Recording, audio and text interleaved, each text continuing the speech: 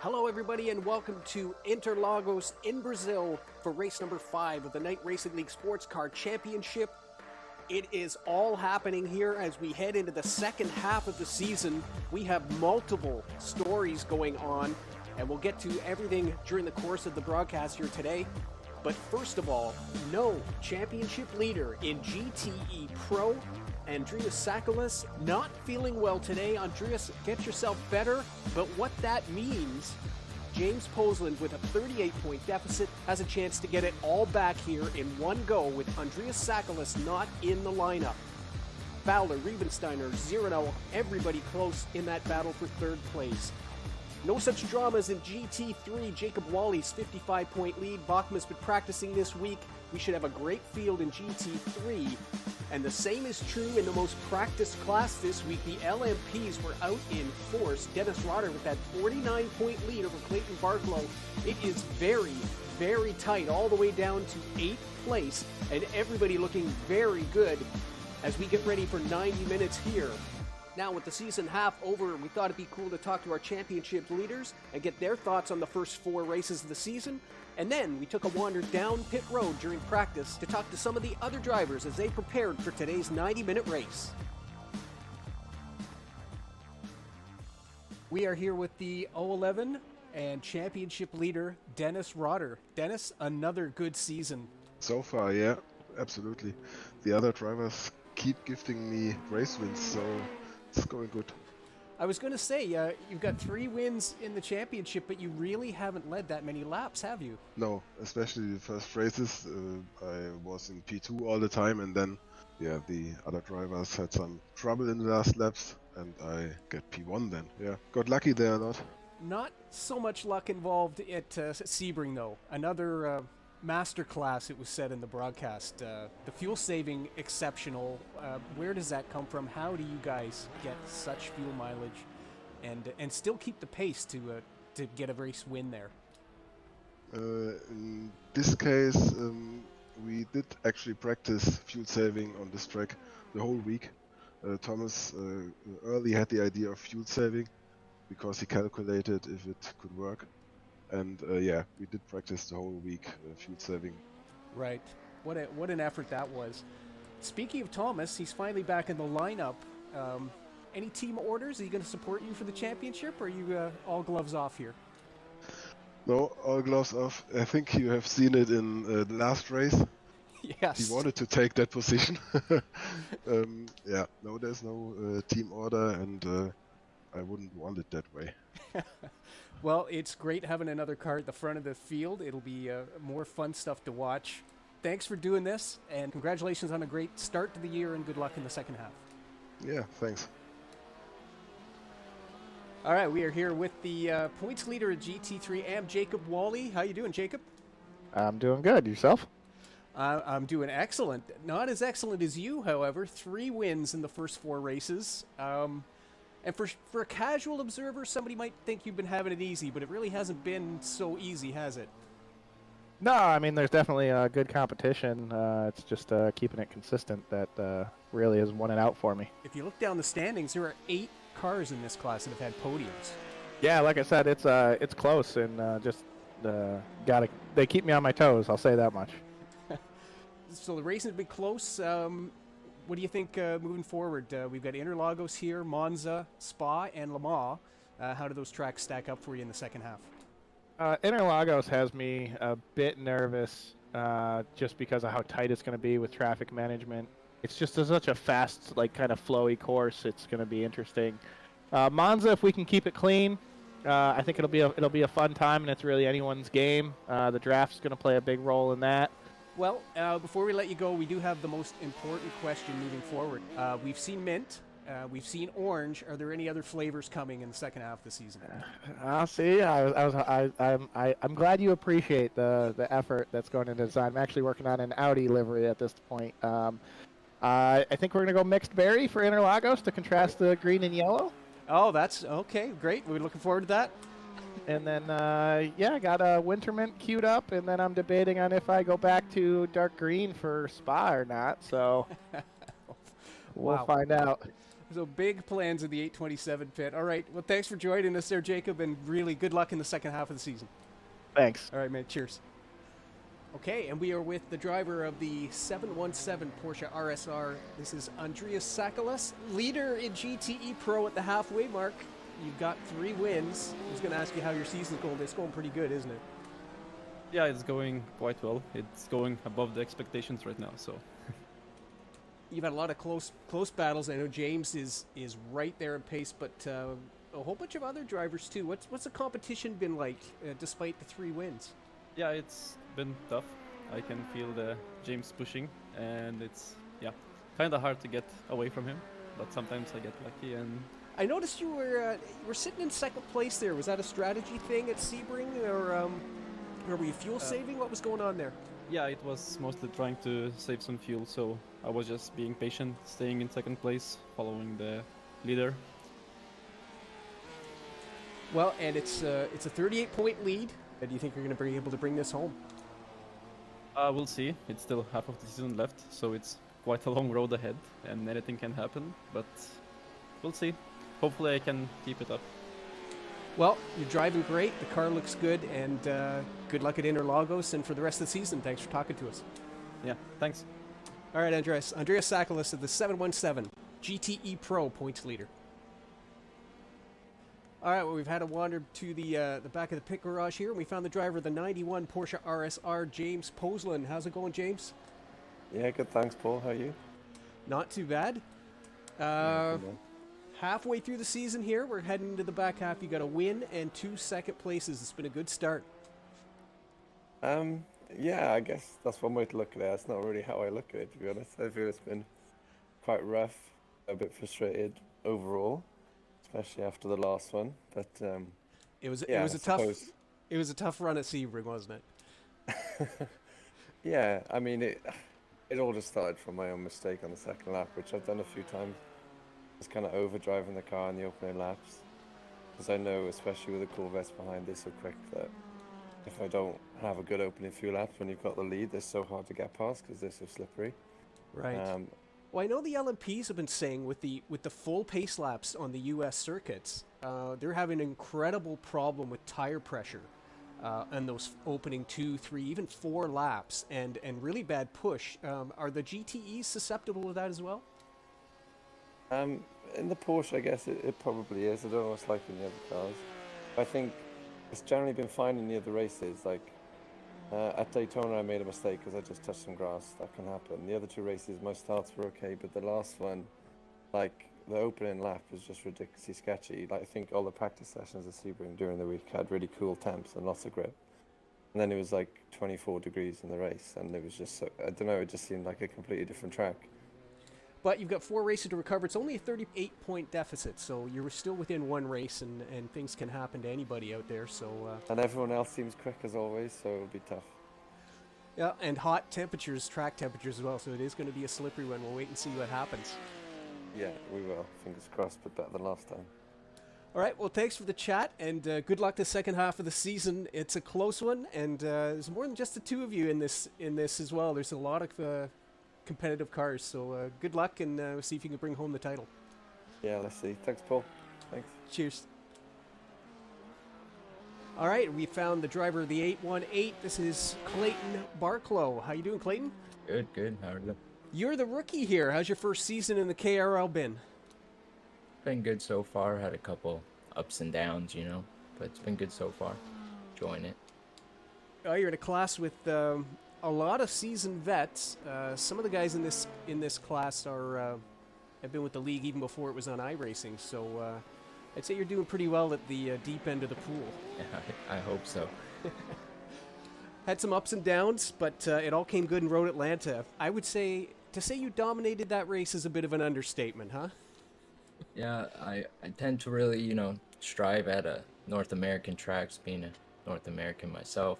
Practice them a lot. Yeah, and it just seemed to fit your style, that circuit, for sure, huh? Yeah, definitely. So not too many laps of practice yet so far. It's early in the week. I think you've done, 21 laps. What do you think for this weekend? How's the track feeling for you? Feeling good out there. Lack of grip because of the heat down here in Brazil. We've been hearing that from everybody. Yeah. definitely lack of grip. Well, it's been a great first half of the year for you, and good luck in the second half. We'll see if you can turn your rookie season into a championship season. Thank you. Clayton Barklow, the 818 driver, here in the pits at Interlagos. Okay, we're down here in the pit box with the 185 car, Jori Matheson. Jori, how you doing? I'm fine, thank you. Top of the timesheets here on a Monday. It's setup day. How are you finding the track out there? It's really, really hot. So It it's is. going to be difficult to find the right balance for the tires. Yeah, 50-degree track temperature today. It's really up there. Yeah, indeed. And I don't think we can make it 90 minutes for one set of tires because they burn like hell. Right? Yeah, you're having trouble already. Yeah. After one stint, they are completely gone. So I think this week the practice will be managing tires and see how the fuel lasts. Now, do you think this is a problem with the RSR? We saw at Sebring a lot of the RSR drivers were having troubles near the end of the race with the rear tires, especially. They were getting tail happy. That's going to be something you're going to have to worry about here as well, eh? Yeah, it's already a tricky car on the rear end versus a Chevy or BMW, but that's a challenge as well, which is nice. Okay, well, I mean, we got a 130.6 here on a Monday. You're top of the timesheets, so keep up the good work and good luck this week. Thank you. All right, Jori Matheson, driver of the 185 Porsche RSR and GTE Pro. And thanks to all the drivers who took time to talk to us. We're going to try and get a little more of that into the broadcast moving forward. We've done some restructuring, which is freeing up some time. And as we prepare for what's coming up next, and those of you in the league know what I'm hinting at, and we have very, very big news, but you're going to have to wait until after the race as the Night Racing League talks about its future.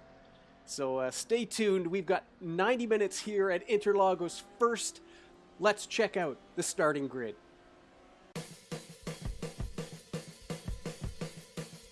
On pole in the 818, Clayton Barklow with a 123.967. He'll line up beside Dennis Rotter, a 123.987. Eric Fox at row 2, a 124.469 with a 124.471 for Jennifer McDonald. It stays close with Thomas Brommel, a 24.482, lining up alongside Paul Seeley with a 124.592. Lucas Wallace, a 24.802 with Andreas Schwarz, a 125.287. And Keith Rainey and Dean Ellico line up beside each other, 25.486 and 25.601 respectively. GTE Pro, its practice makes perfect for Jori Matheson, a 133.14, lining up beside Jacques Botha with a 130.483, 135.66 and 692 for Aidan Campbell and Amantis Shalakis in row 2. Ivan Zirano, a 137.40 with Hayden Fowler, a 130.785. Kevin Hensel and James Posland are next, 30.802 and a 30.986 before Mark Sonen's 131.355. Zach Forster and Leighton Cater will line up in final row with no times posted. GT3 it's Jan Spammers on pole. Jan with a 133.813 ahead of Jacob Wally, the points leader, a 133.995. 34.032 for Ines Bachma. He'll line up inside Forrest Ellico with a 134.131. Marcel Streets 34.192. Inside of Steve Groniga with a 134.316. Nicholas Scott and Lincoln Russell round out the grids with a 34.471 and 724 respectively. And that's your starting field at Interlagos.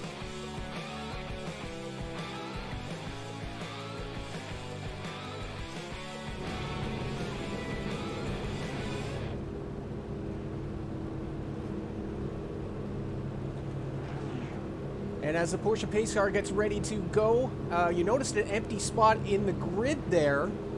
That is Zach Forster. He's here. He was in the morning warm-up, but Zach has not qualified, didn't put a time in, and he is not on the grid. So we may have lost one car before we get going here.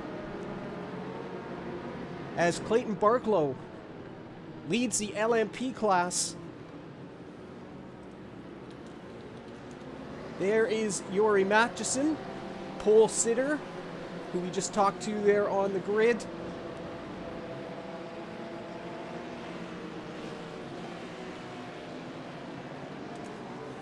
And the GTEs get themselves going too. Jens Spammers on pole.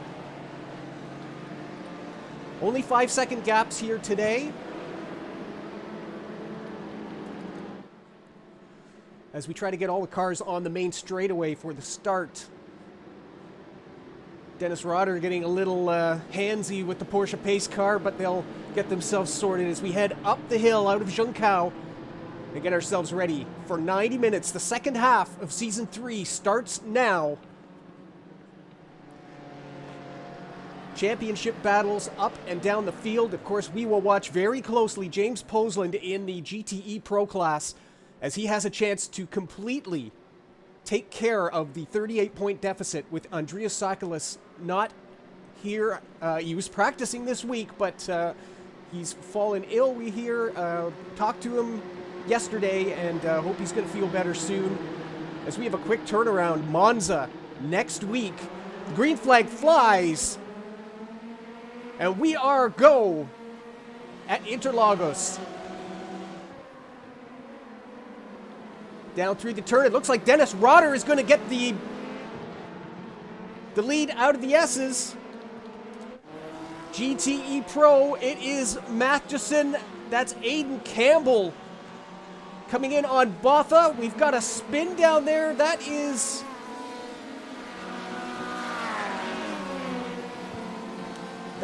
Andreas Schwarz.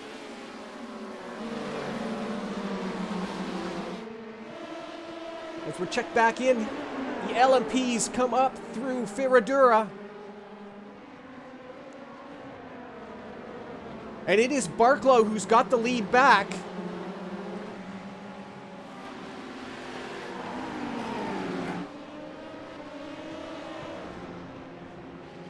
That's Steve Groninga making a move on Enos Bothma. Nice move down the inside, and he'll take that place. Forrest Elico having a look. Bothma missed 2 races, but is back here, looking to try and claw back a little bit of that gap that has grown at the front with Jacob Wally. As we come around to complete lap number 1, Clayton Barklow, the pole sitter, will lead. In behind, it is Brommel having a look at Eric Fox. Fox goes wide and off the circuit. He left the room, but then didn't have the grip to hold it. In behind, we've got another car off. That is Dean Elico, maybe a little unsighted. So Brommel up to 3rd. Lucas Wallace 4th. There they are. As the GT3 AMs continue, that's Nicholas Scott making a move on Bothma. Sorry, that's Marcel Struff. Let me get my BMWs unmixed. Bothma up ahead of Forrest Elico. There he is.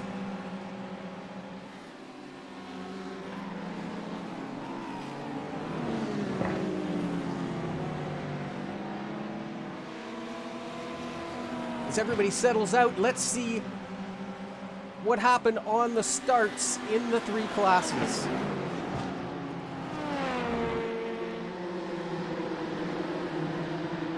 The LMPs up the hill. Everybody a great lineup. Everybody nice and behaved. And we saw Rotter get a really good jump there. Takes the outside down into the Senna S's. And he did have the lead there. We've got... Oh, there's the little spin for Schwarz. Everybody side by side as we head down the Retta Posta. And there's the retake of the lead. You just saw up front there. And Barklow into turn 4 retakes the lead in GTE Pro. Matheson on the inside gets a good jump there. Botha, Campbell, and Shilakis all together.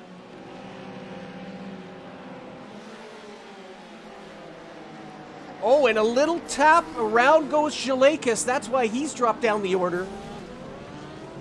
And it's a little love tap there from Leighton Cater. We're going to check back in live as there is Shalakas coming up through the GT3 field.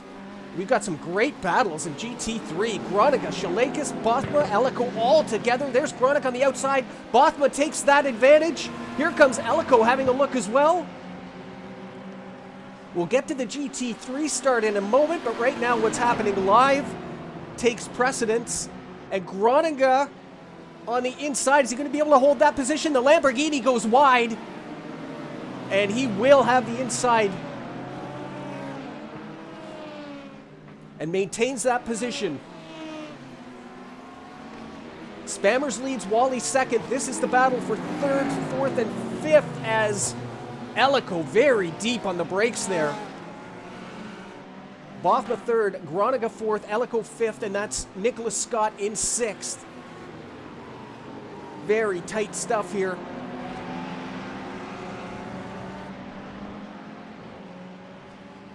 We'll have a look at the GT3 start now. As they come up over the hill, that was just after the green lights. It wasn't that scrappy a start. They had already been given the green when we joined this, and a really, really good start by Spammers.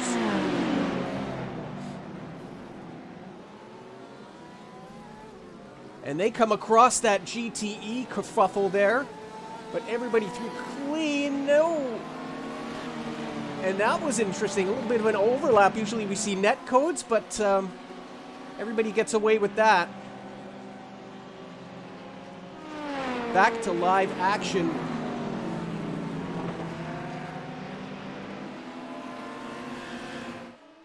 Dennis Rotter continues to hound Barclow up front. They've pulled a little bit of a gap now, 1.5 seconds, and he's going to have a look as we head into lap number 5.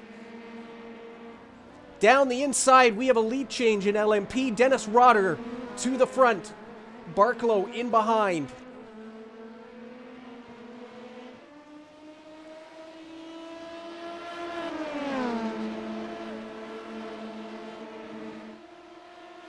And no retake as we come down to the Descida del Lago. Rotter up in front. The LMPs have now got themselves sorted. Brommel third, Waller top 5. Rainey is ahead of Seeley. That happened on the opening lap. We saw that on the replay.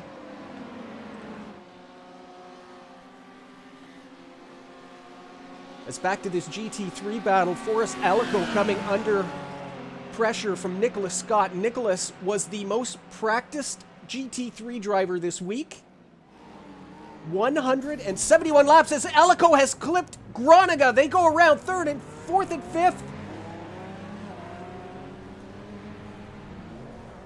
A great start for Steve in the 59 car, and he's been clipped by Alico there.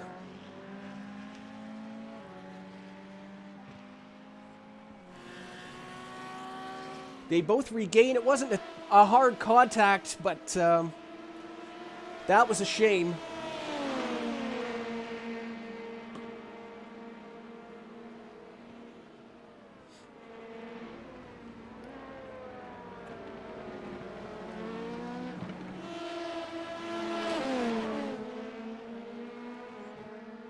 Back in LMP, we've got Eric Fox now is back up to Seeley and Rainey.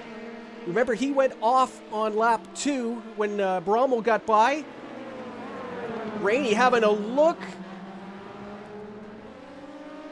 Everybody through clean. Seeley with the wide line has a better exit, and Fox is going to take a little advantage of that pinched entry, and he's going to take that position. Fox up to 7th. These 3 cars at the battle for 6th place.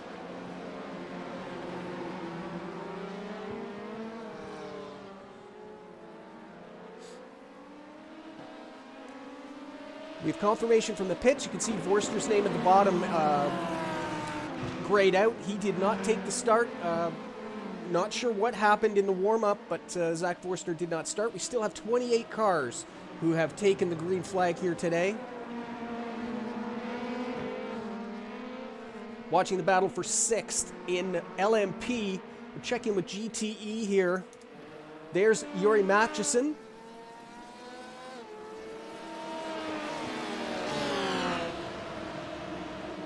The the pole sitter now with a almost 3-second lead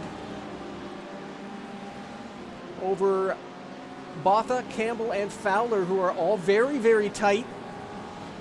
They pulled a little bit of a gap to Poseland. If we can pan back, there's James there. And he's got Kevin Hensel in behind him. Then Zirano, Sonnen, and there is Leighton Cater back on the grid. Good to see Leighton. The Night Racing League famed leader of the Corvette C8R program and the setup wizard. We'll see if Leighton will be on the grid for the rest of the season. Maybe that'd be good to have another C8R on there, as Keith Rainey getting a little handsy with Eric Fox. This battle continues for 6th place. The leaders now coming through the back of the GT3 field. That is Groningen now finding himself in 8th place after that spin. Stewards will be having a look at that.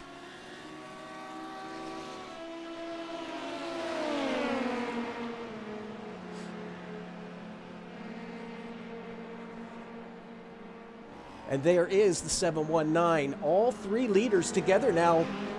Thomas Brommel starting to hound the back end of Clayton Barklow. Fox has passed Seeley in the background. No, they're side by side. There they are. He is going to get him through the Senna S's as they exit the Curva del Sol. And Rainey says, I'll have some of that too. Here he comes.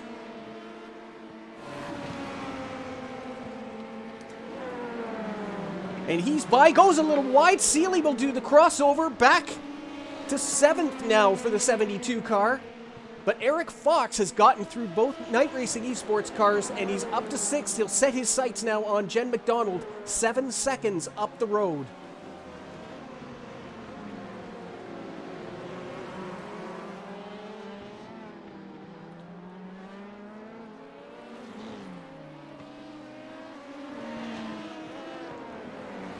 You see Ellico and Schwarz in behind. Schwarz actually ahead of Ellico.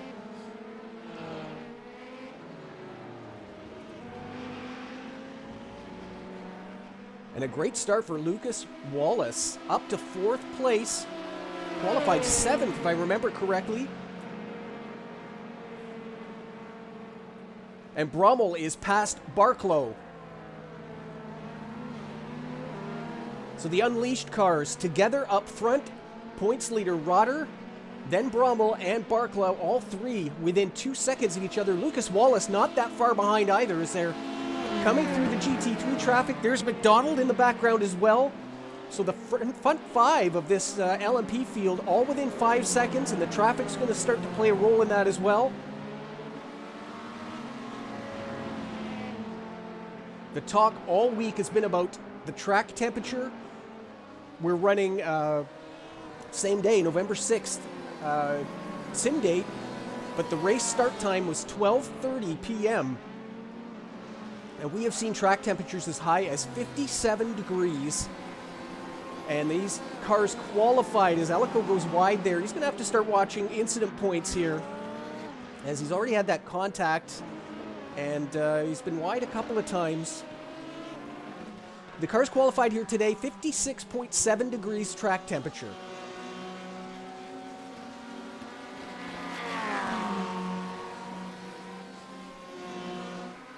The good news for everybody involved is that it will only get better from here as we head into afternoon. The cars are going to get a little more grip, although keeping the tires underneath you, it's been the talk, who's going to take tires, who's not going to take tires. As Rainey and Seeley come into this GT3 crowd. Lincoln Russell right on Marcel Struff there. Battles in all the classes, it must be said. We're watching this second place battle here at GTE as well, as it's really starting to tighten up. We're going to see what happens here with Rainey. Look at him, he's actually trail braking down the straightaway, keeping himself close in through the traffic. That's going to bring Schwarz into this battle. 3 cars now. There is Botha, second place. He's just starting to slip back a bit from Matchison. Just caught a glimpse of him off the bottom of the screen. It's a 3-second gap, but the other two are coming in closer, Campbell and Fowler. Posland is also closing the gap on the two in front. You see him there. So we're going to start to see what is looking to shape up to be a 4-car battle in GTE Pro here as we approach the 15-minute mark. It's a short race for everybody today. With these track temps, it may not feel like it. As Fowler having a little run on Campbell, he goes defensive. Fowler's got his nose in the outside. Be careful you don't make two moves. But I think everybody got away with that. You're allowed to protect your position. You can choose what side of the track you want to be on, but if you start weaving, that's when the marshals get involved. Everything good there as Campbell holds on to third place. A lot of good racing going on, and as we're saying, everybody in the back of their mind trying to see if they can save some tires. 28 seconds of track position would be a very, very handy thing later on in the day. We'll see what happens when these cars come down for their pit stops.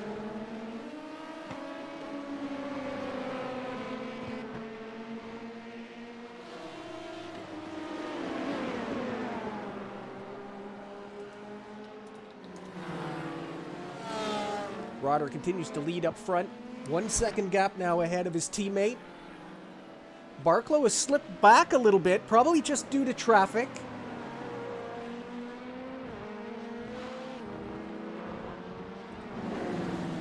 Oh, as Schwarz down the inside, he's actually looks like he made some contact there with the 6 car.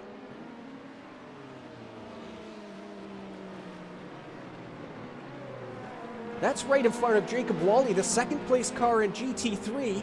And we haven't said that for a while. Jacob kind of had things his own way in Sebring, but Jan Spammers puts it on pole, and he's got himself a great little jump here. That gap now with the LMPs coming through is to balloon to 5 seconds. We'll see what happens. He's on the brakes. He's letting this battle go. Actually keeps it wide. He's going to let all 3 go, so that will close that gap down a little bit, but very sportsmanlike by the leader. He just does not want to get involved with those LMPs. He'll sacrifice half a second. He's got it to play with. The gap now 3.5 seconds in GT3 AM.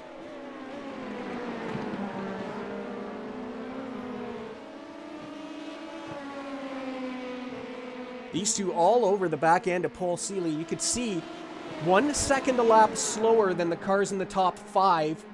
Top 6 actually. Fox at 25.9. 25.5, 5.3, 5.4. Everybody running pretty similar lap times in the mid-25s until you get to Seeley, 26.9. And he's definitely holding up his teammates. So some fuel saving. That's Imantas Shilakis has gone around.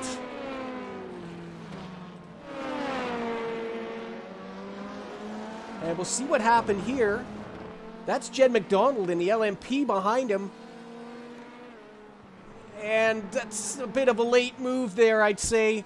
Couldn't quite get the nose out, and Amantis goes around. He's regained the circuit, but that's dropped him down now to 10th. The last car running in GTE Pro.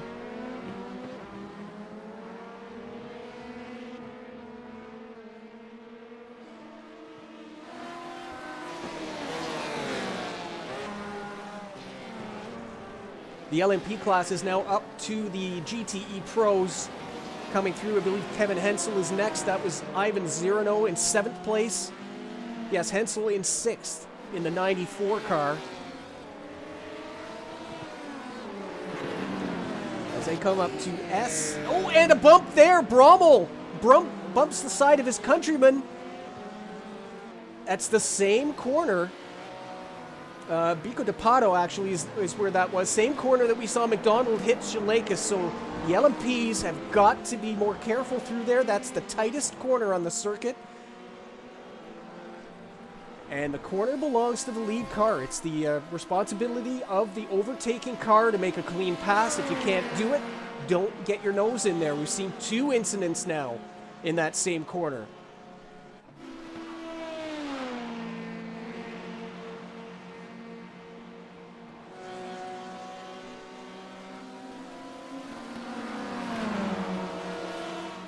the stewards coming down quickly. There is going to be an avoidable contact for Forrest Ellico for that lap 5 incident. And same for Jen McDonald on the spin of Amanda Shaleka's. The 99 car is getting an avoidable contact penalty. The incident with Brommel is under review. We'll get that back to you. As Dennis Rotter he's come up to this knife fight in GTE Pro. Aiden Campbell and Hayden Fowler, they get separated now with the leaders coming through. Actually gives Aiden a little bit of breathing room. Here they come, same corner. Aiden leaves a little more space. Brommel on the inside. We're all through safe that time.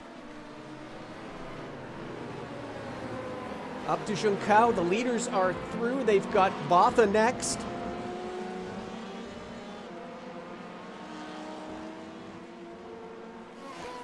And the top 3 go through. Wallace is right here as well. He's going to get Campbell down the straightaway, so that's not going to affect the GTE battle at all. Brommel right in the draft now of his teammate, and Barklow will get through. We've got the top 3 together again.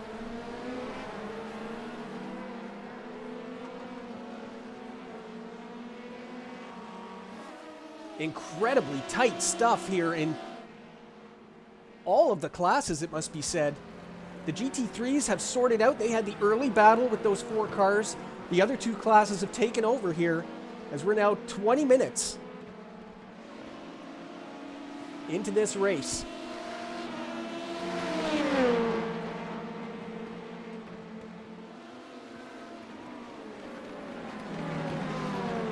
Seeley getting through. Oh, almost a bump there. Rainey gets it out. That's going to give Schwarz a bit of an advantage. He doesn't really have any circuit to go for, though. He's going to have to stay tucked in behind around the outside of Ferradura. And we just saw up ahead of this, Eric Fox has come through the traffic and he's got by Lucas Wallace. Wallace down to 6th place. And Fox right on the tail of Jennifer McDonald. Forrest Ellico in the pits. We hear that is a drive-through penalty. We were noticing the contacts adding up early in the off tracks, so that's 10x already at 22 minutes, and Forrest has come down pit road to serve a drive-through for incident limits. Fox and McDonald in this heavy battle for 3rd place. They momentarily split the Corvettes apart again. Posland is inching his way closer. He's closer than he's been up till now. Fox will get by Campbell. Here comes Wallace. Sorry, we missed what happened to Lucas there. It was just a bit of an off track, and don't believe there was any traffic involved as far as contact, but it was enough to allow the 33 past.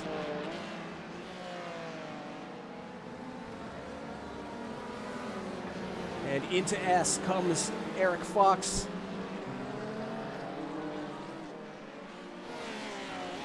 Terrible part of the track to catch traffic. Posland on the back end right there. He is on Fowler now, takes to the outside. All 4 of the GTEs together now as the LMP leaders have come through. There is Botha, Campbell, Fowler, and now Posland, all 4 cars together as we head back up the hill to complete lap number 15.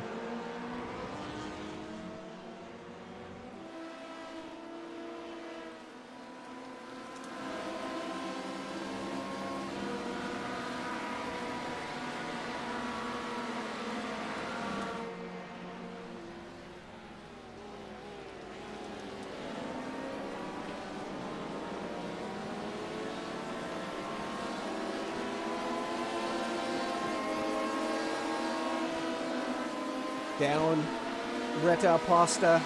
That is Seeley coming through now to split these guys apart.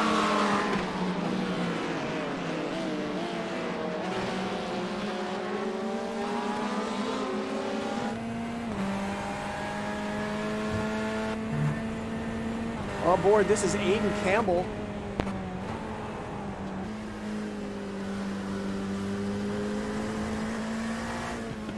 Paul Seeley coming through. This battle is back on in front. He's going to have to wait. And it's got, oh, a little bump. That's from Rainey.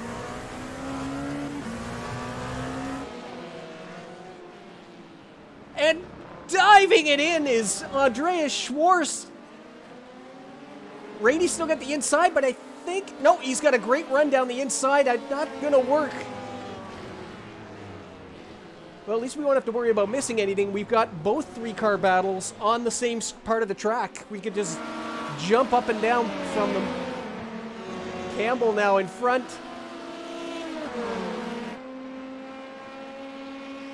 As the LMPs come through, this is from the front bumper now of Rainey.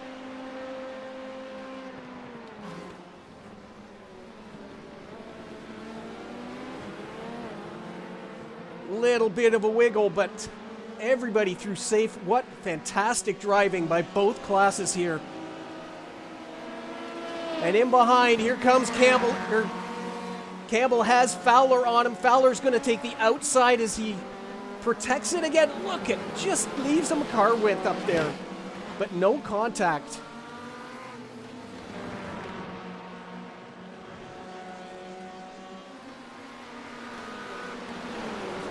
Hello to everybody watching us on YouTube here. An incredible 5th round of the Night Racing League Sports Car Championship. This is the battle for 2nd place in GTE Pro. 4 cars, Botha, Campbell, Fowler, and Poseland. And Poseland looking to eat into that 38-point gap to try and catch Andreas Sakalas. A win would erase that gap. As an LMP moving slowly there, that is Schwarz again in that same corner. So maybe a little bit of a wiggle. That's where we saw him dive in. Oh, and he's pushed off. That's Fowler off the circuit. Schwarz was trying to get his car regained to the circuit, and Fowler was just in the wrong place at the wrong time there. And that has taken one of those 3 cars out. Fowler down to 6th place now.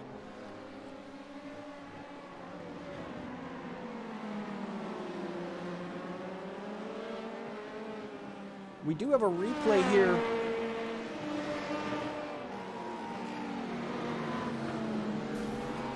Oh, that was contact earlier. That is why, okay, that is why he was slow. We saw that 2 laps in a row from Schwarz. And then Fowler on the outside of the final corner, Zhou Cao, and yeah, I don't think that's a good place to put the car, but back to live action.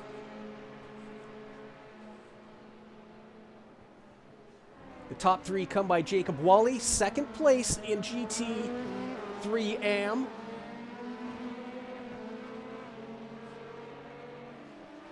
And these 2 practice like this, nose to tail.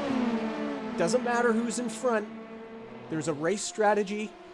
They're saving fuel, they're saving tires. We'll see what that strategy plays out as when they come down pit road. We're approaching the halfway mark, although this circuit is a little lighter on fuel because of so many slow corners and coasting zones. So I think we'll be a little further than our 35-37 minutes before the first pit stop. Who can make it to 45 minutes would be the more important question, because that would make this a one-stop race. So we'll be watching that closely. Barklow still right there on the back end. The traffic has split apart. The 4th place down. Jen McDonald now 10 seconds off the lead. Eric Fox not too far behind her, but where we used to have 5 or even 6 cars within a blimp shot, we are now only the top 3.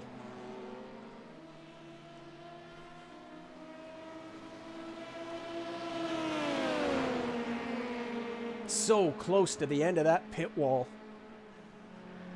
but that is the shortest distance.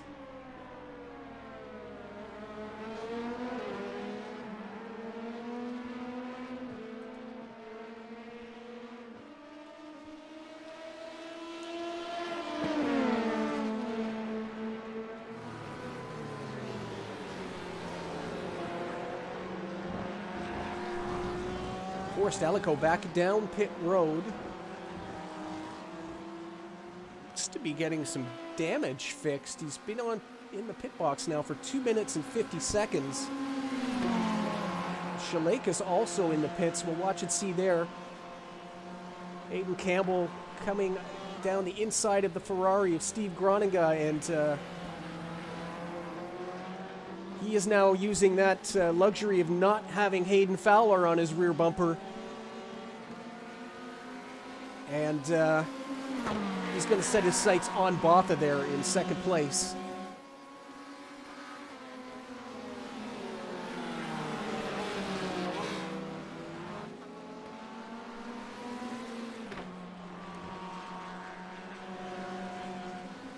Corvette's looking very well, very good here today. Although it is a Porsche up front. Yuri Matheson now almost a 7-second lead up in front of these two.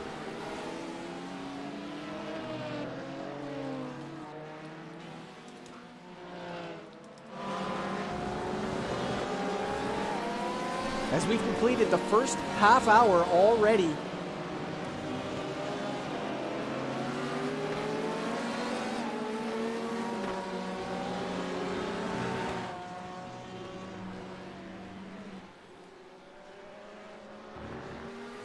Posland, a free position there with that off from Fowler. Fowler is, he's right with his teammate now, 11 seconds off the class lead, just 3 seconds behind us, so he didn't really lose a ton of track time.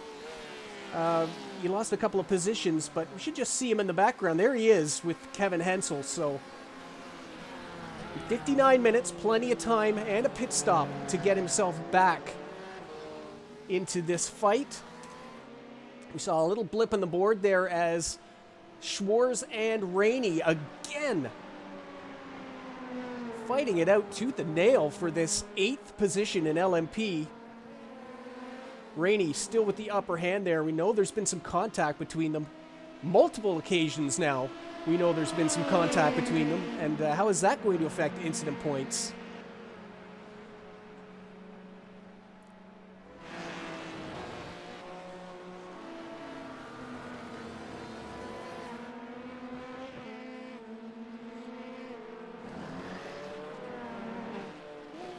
The camera doesn't know who to follow. We're going to sit here on this GTE Pro battle. All 5 cars now together on track.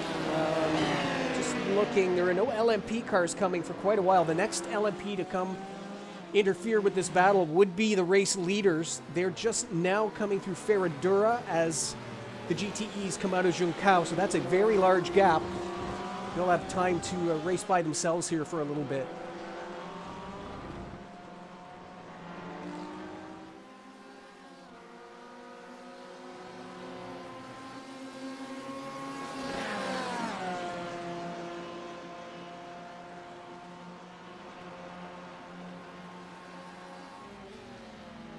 Everybody kind of settled in now as we had 15 minutes of nail-biting excitement there for a bit.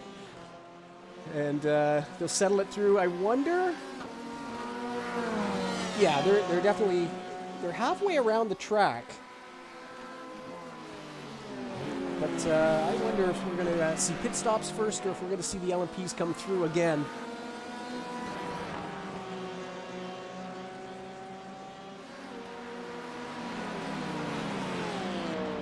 Marcel Struff in the 78, running in 5th place now in GT3 AM.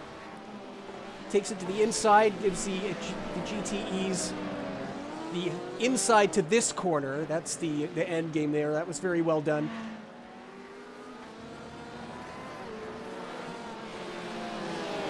And Posland now right up on Campbell.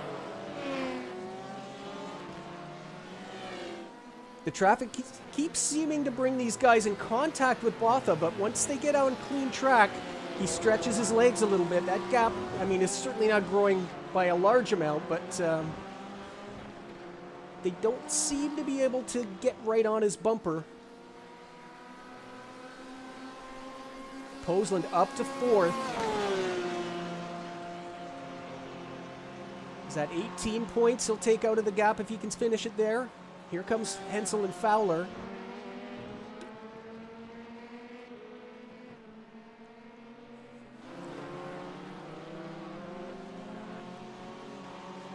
From here, it's a very busy week.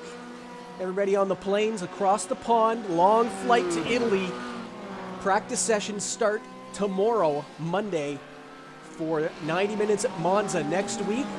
A quick turnaround to get the series off the EES schedule.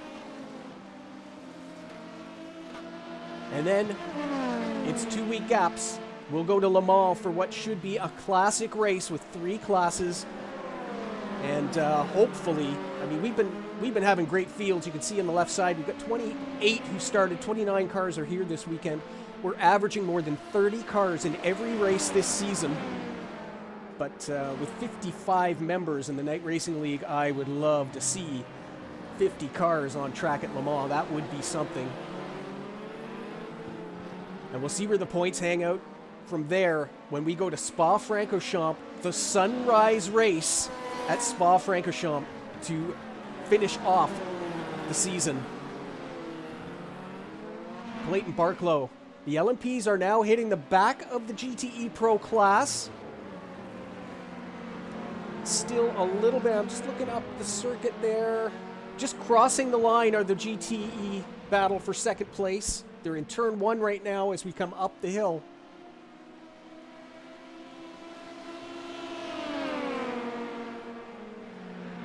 And we're more than 35 minutes into the race, so when are the pit stops going to happen? We know they can go further today. We think somewhere around the 30-lap mark for LMPs. Posland's still on the back end of Campbell there.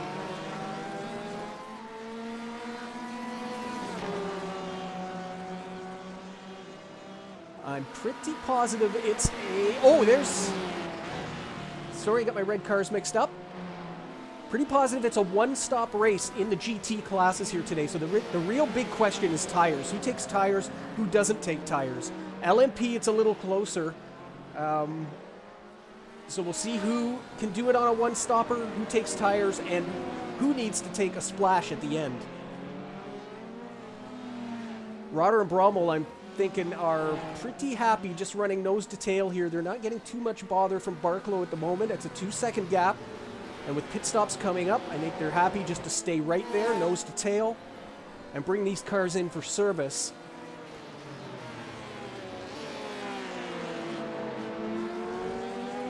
Ivan Zirno in the 77, running 7th in GTE Pro. He is 5 seconds down the road from that battle between Hensel and Fowler, who is now the 28 car into the top 5 again. He has passed his teammate. So the 28 in 5th place and sets his sights back on James Posland. He's pretty much there, actually. That gap is only 2 seconds, less than. So Hayden Fowler has closed that gap up. There he is. Posland still hurrying Campbell up in front, but we're going to have Fowler back into this business very, very shortly.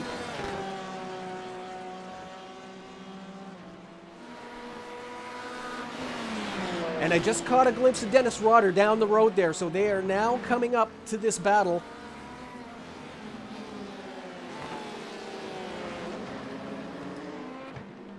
Rainey, Seeley, everybody together there.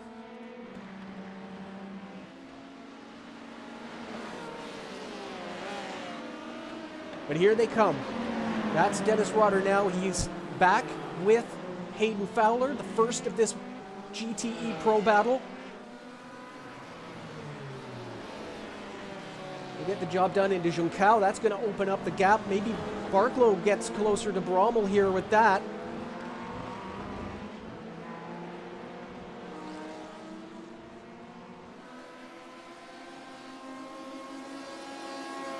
No further action on those pending incidents, incidental contact, the Schwarz bits and the Brommel bit.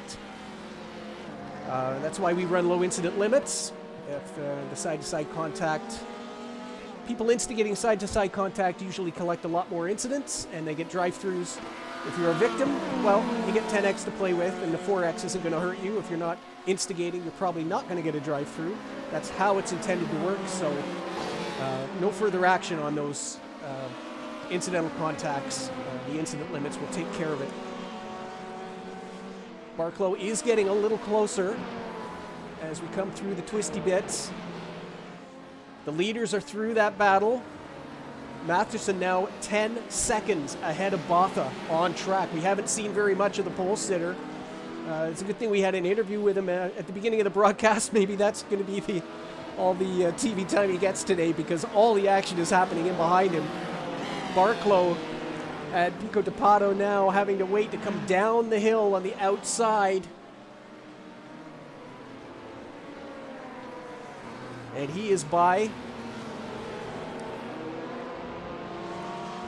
There's Enes Bothma. Second place. Is he still second place after missing the 2 races? Just let me do a quick check in the post. Yeah, Bothma 55 points back coming in today. He missed Road Atlanta and Sebring, but great to have him here. As Eric Fox has taken a position in LMP. Up the hill, he's on the inside, and he's going to move into 4th place on Jennifer McDonald.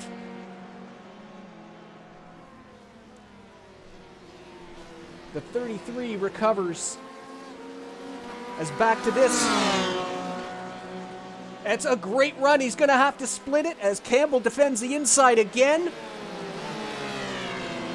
Very, very tight.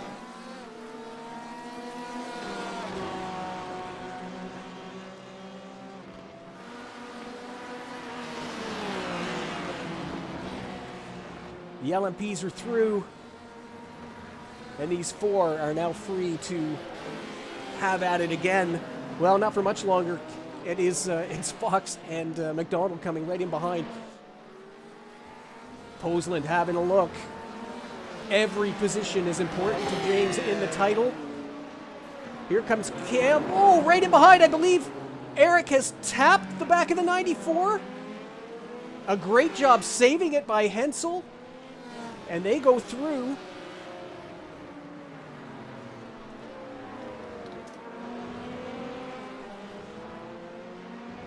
And this is the next group of cars. They will come by.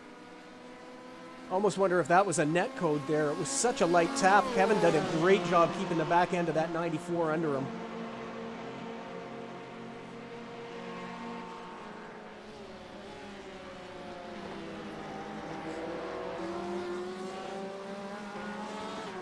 "48 minutes left in the race. Nobody has come down pit road yet. This is starting to look like a one-stopper is possible here.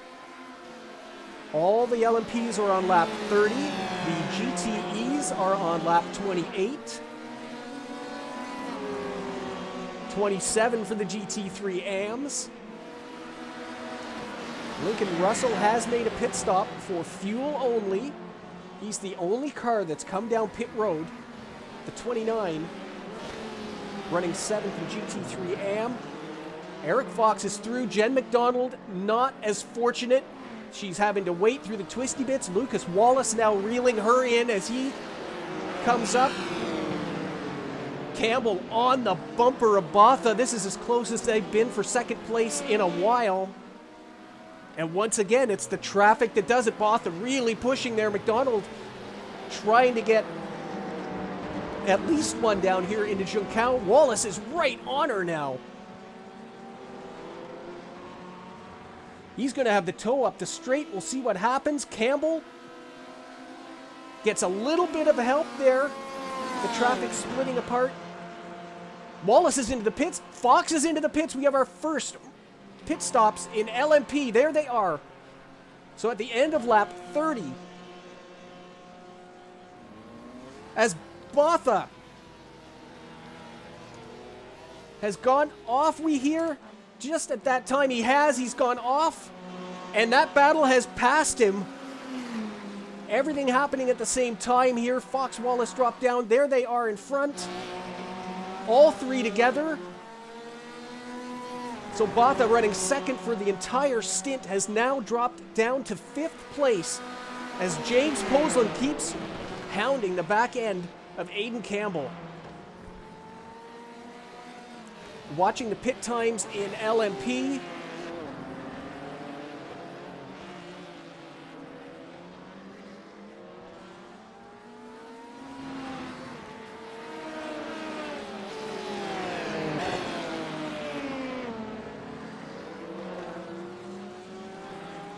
And it is tires.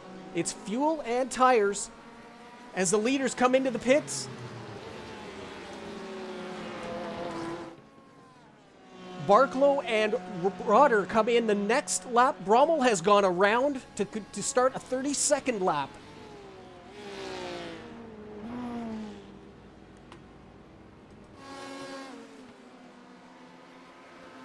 McDonald has as well.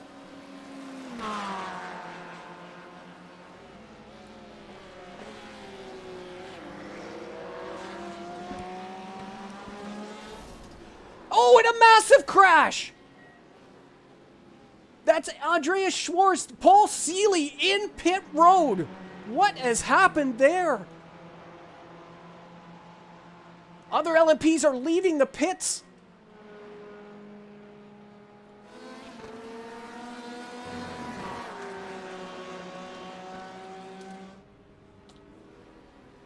The front end of the 72 car is gone. What has happened there?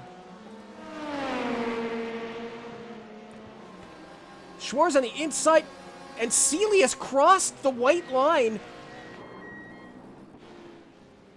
A huge impact.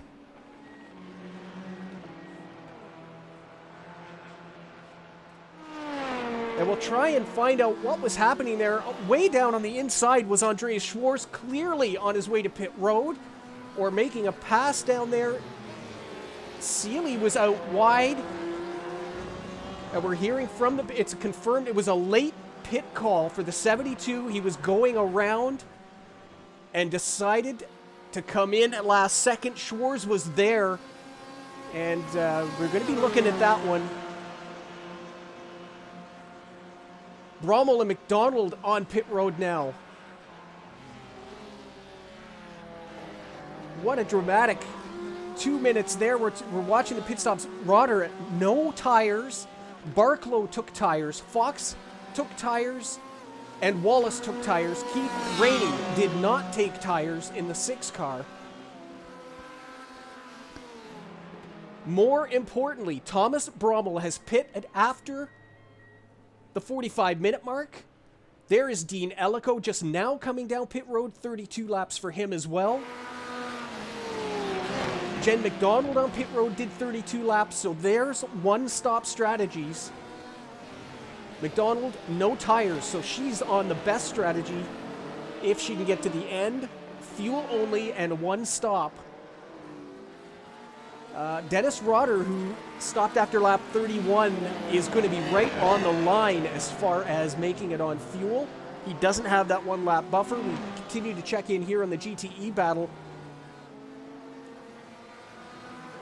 And a very quick decision from the stewards room. The 72 car has been given a penalty for an unsafe pit entry. That car was outside the white line, made a dodge to the left.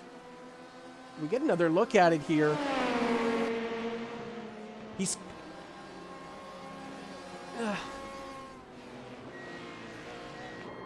I mean, he's outside the white line with 2 of the wheels, if not all of them. Schwartz clearly coming into the pits, and Seeley makes the left turn. He's been given a penalty for that.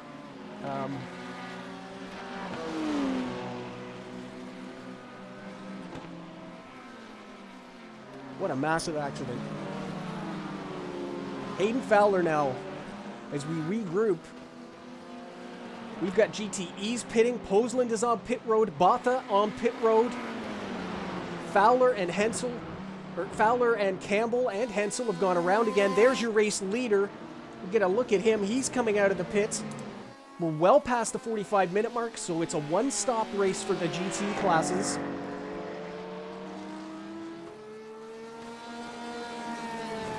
Jacob Wally has momentarily taken over the lead of GT3 AM. There's a little tire smoke in front of him.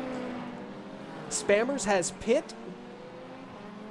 Wally and Bothma have gone around. No, Bothma has also pitted. But Spammers has dropped to third. Just looking, that looks like a tires, no tires thing as well. Enos Bothma, no tires. Jan Spammers, tires. And it looks like the 827 is coming in now. The Winterberry Tic Tac car is on pit road. In front of him is Campbell and Fowler in GTE Pro. So it's all getting done. There's Hensel in behind as well.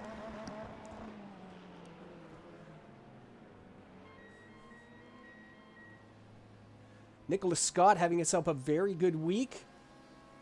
The most practiced car straight up onto the jacks. That's interesting. Usually you take fuel first. Leighton Cater has gone through. He is still not pitted in GTE. Campbell is out. No tires for the 23 car. What's going on with the 28 car? He's out as well. No tires for Hayden Fowler either, so that battle should be able to resume.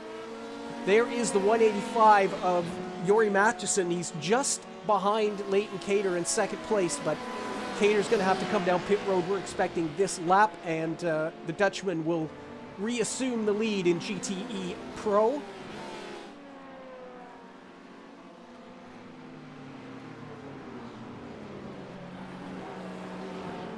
Steve Groninger chasing Marcel Struff there. That's a battle for position in GT3 AM. Marcel in 5th place.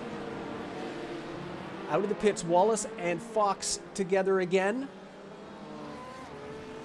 And they are quite a ways down the road from Jen McDonald. Both of these cars on fresh tires. We'll see if they can claw that back. The gap from 3rd to 4th. Well, Jen McDonald is ahead of Clay Barclough, who also took tires. So McDonald has leapfrogged the 818. They are together on track. It is 16 seconds back to these two, as Posland is ahead of Campbell on road. Let's get a rundown here in GTE as Cater has gone down to pit road. Posland in 2nd place, fuel only on the 91. 22.4, exactly the same for Campbell, 22.5. Their pit road times identical. But Posland has leapfrogged the 23 and gotten himself up to 2nd place. Massive in the championship. That's 25 points of a possible 38 if he can hold that.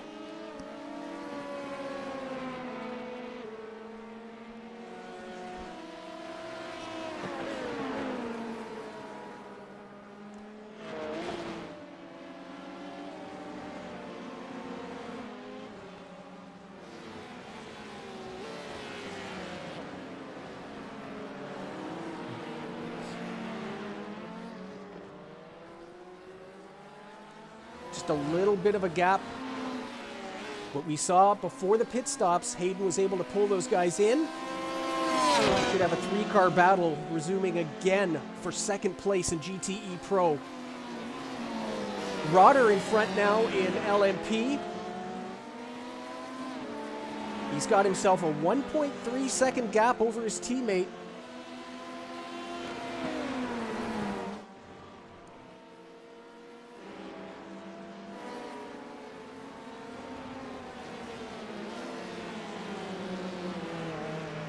As Spammers keeps it out wide. Spammers now in 3rd place in that 999 car after leading this race for the entire first stint. And the difference is the pit stop. Wally now in 1st place.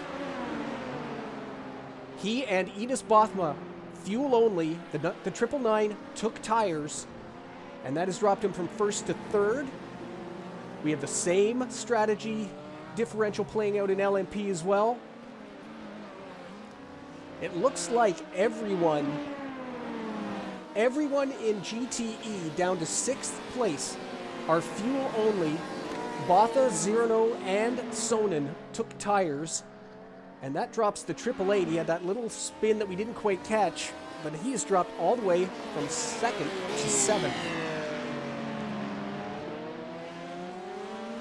As your race leader, Jori Matheson comes down toward Jung Kao. That gap now, after the pit stops have cycled through, 10 seconds. So not really much of a change. That is the gap he had beforehand. Clay Barclough has caught Jen McDonald. So new tires against old tires.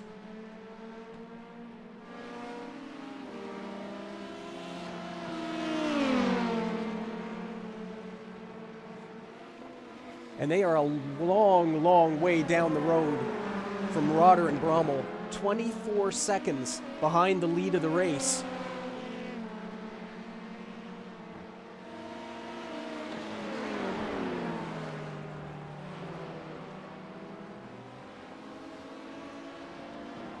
Already approaching the 2/3 distance point here in race 5. Whoa, both cars with a little bit of a wiggle.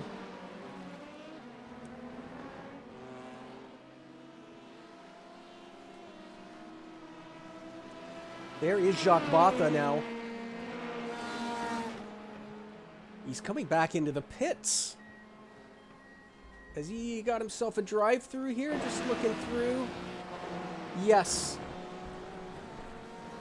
The 888 of Jacques Botha. That is a 10X, so he's obviously had another little bit of an off. And a day of promise at the beginning has kind of slipped away for the 888.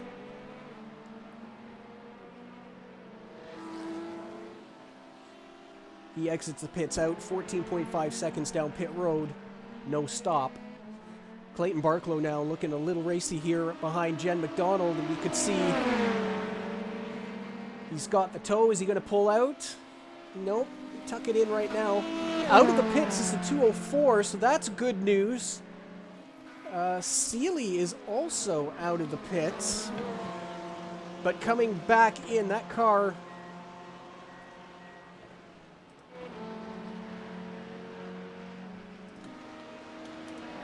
side by side through the Senna S's. Posland, Campbell takes second place back. Hayden Fowler watching on, gets it a little bit closer.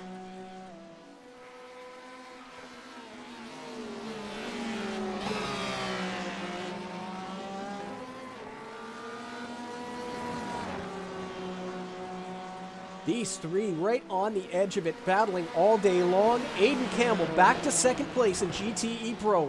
Posland now third, Fowler in fourth. And it is now a three-car battle. The fourth car has gone the wayside. Kevin Hensel, 11 seconds behind this. So these three will duke it out for the final two podium positions. We'll see.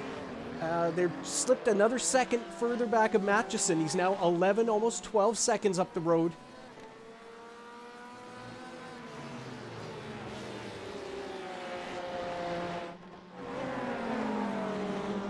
Back in LMP, Barklow still behind Jen McDonald. Lucas Wallace right on the back of Eric Fox as well. Well, about a 1.2 second gap.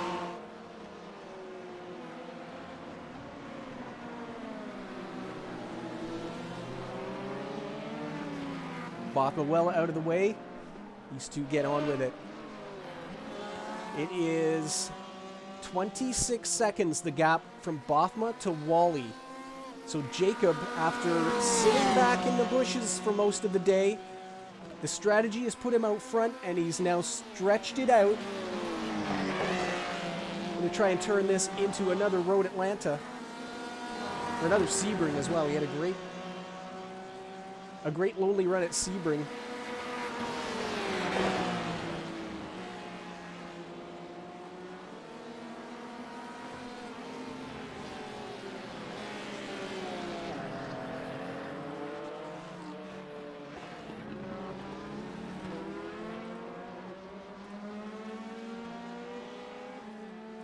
We'll take you on board with Hayden Fowler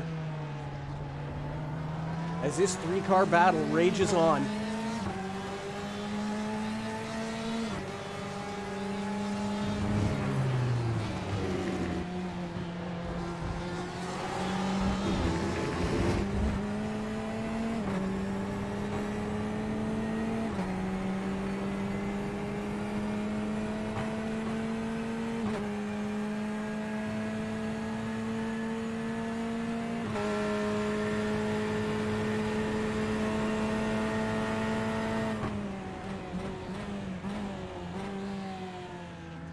Just noticing up and down the timing screens there, no BMWs in GTE today. Max Riebensteiner not here. It is a Chevrolet Porsche battle.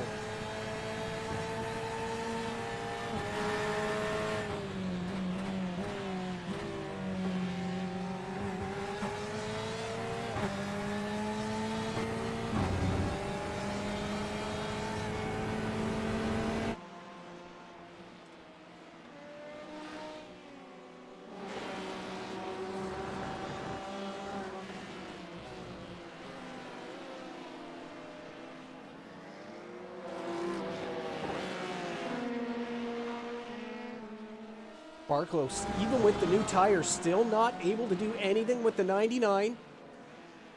That battle for the final podium in LMP, we're into the last half hour here at Brazil.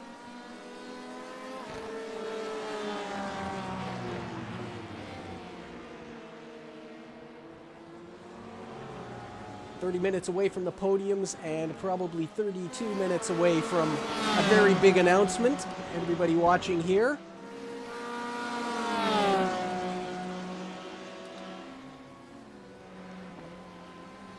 As the Night Racing League this week confirmed, there will be a Season 4. We've got all the details for you after the race, so stay tuned here. A very, very exciting day here in the Night Racing League.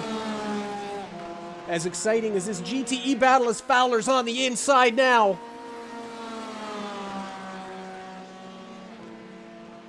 James with the toe. Campbell goes to close off the inside. He does that. Everybody here, the leader in LMP is part of this now. Hoseland on the inside. He's oh, and a little wiggle. Did he touch the back or not?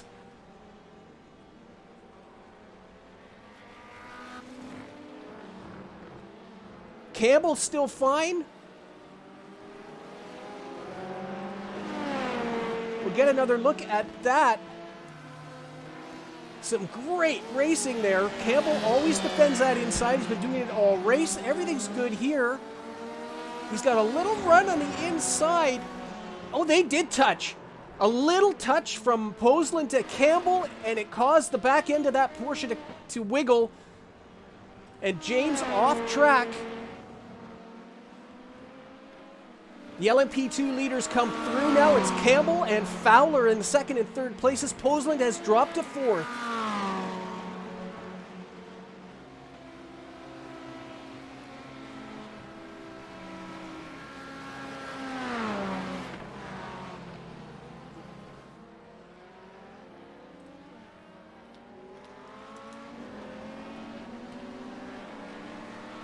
And then there were two in the battle for second place.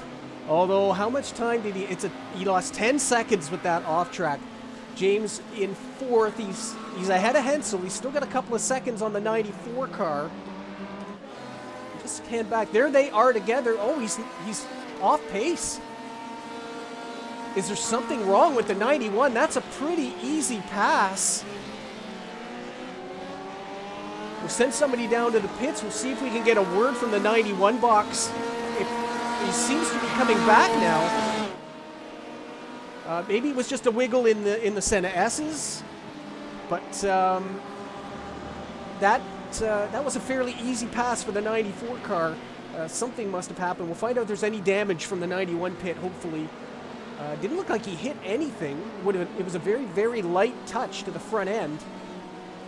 But we'll see what happens. The Hoseland now in fifth place in class, 14 seconds ahead of Cater, so no pressure from behind.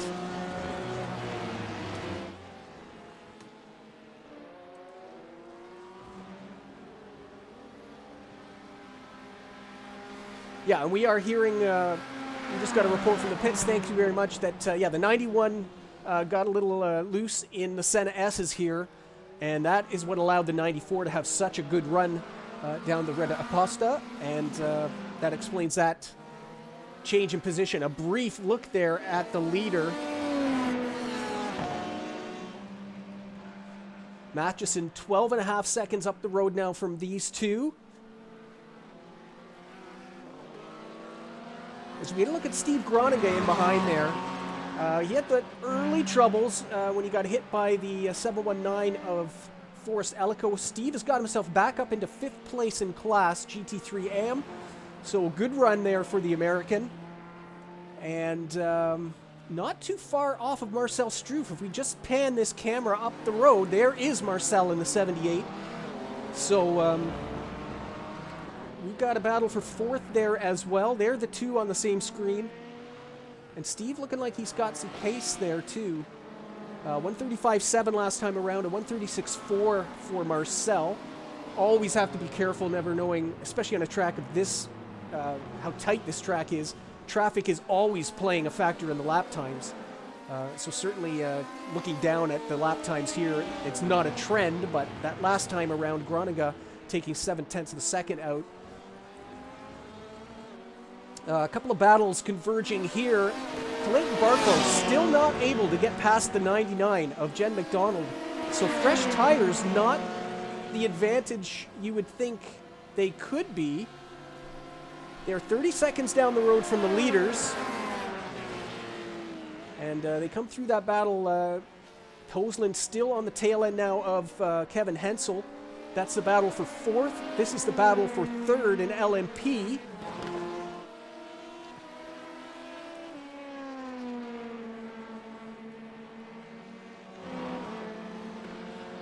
Word from the pits, the 72 car is officially retired.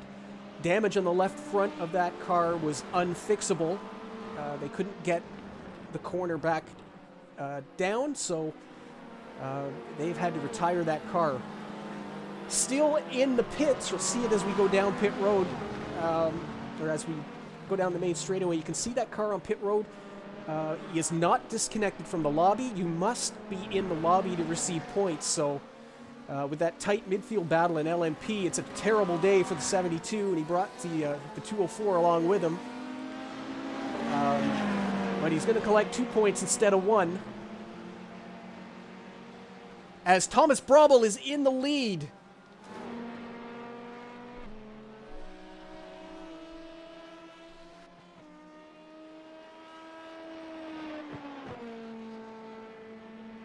So the 4 car has taken the lead in LMP up front. We didn't see what happened there.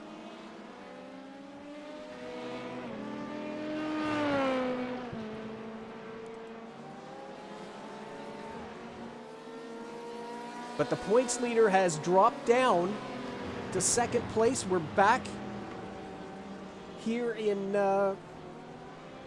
that is Jacob Wally there. Keith Rainey running in 7th, getting by him.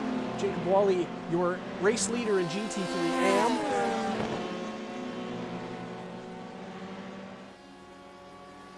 And it's turned into a comfortable day again for Jacob.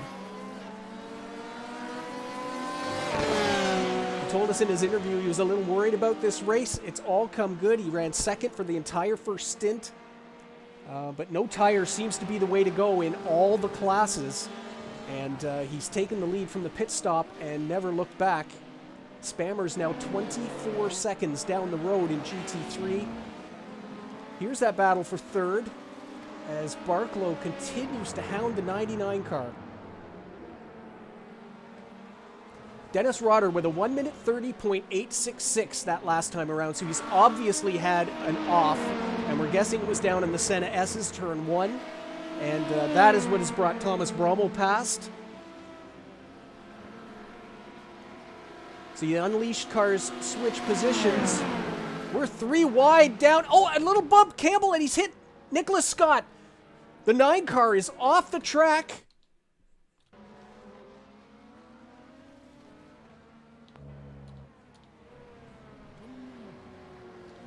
Tries to get it going again. A beautiful Ray-Ban Ferrari 488.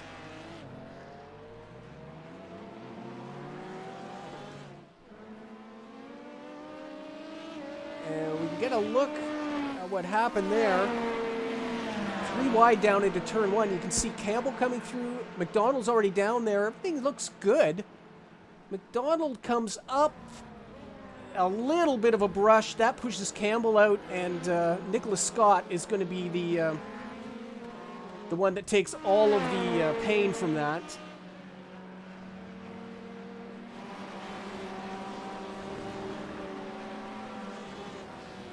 Yeah, it just looked like the 99 car came up so wide in the 3 wides there. I'm not sure. I think the stewards will have a look at that.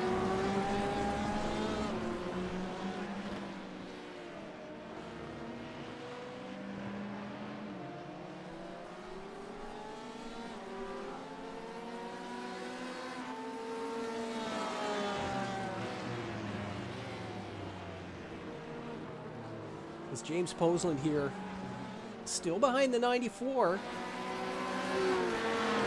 Kevin having himself a great run here today. Just outside of the podium. As Posland's got the run down the main straight.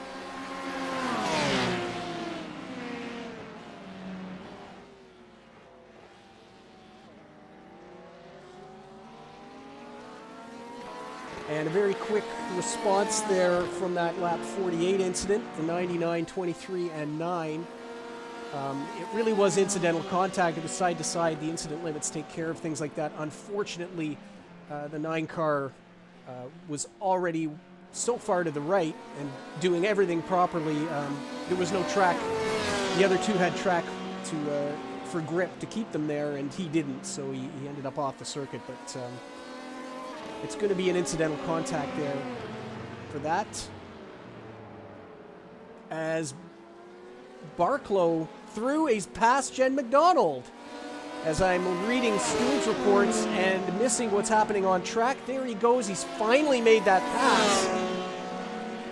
It's a tall order to try and catch anybody else. He's going to need a lot more problems, but through the twisty bits, he's made it by McDonald and is back on the podium. That gap, 49 points coming into the race. It's going to widen again, but at least he's minimized it as McDonald tries to come through Dean Alico, running in 8th.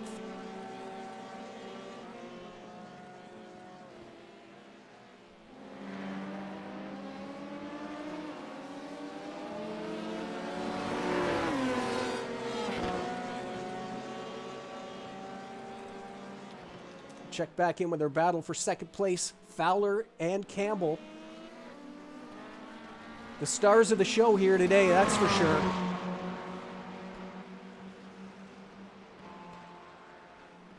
Four cars were all vying for second place. 2 have fallen off, and these 2 remain.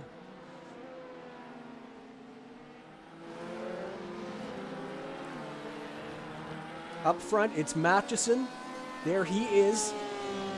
He has had a perfect day. We talked to him on Monday. Was worried about the tires making it. I think everybody figured out how to make them work. And Yuri has been untouchable here today. I believe his first pole position, and I know it would be his first win in the KRL if he can bring this one home.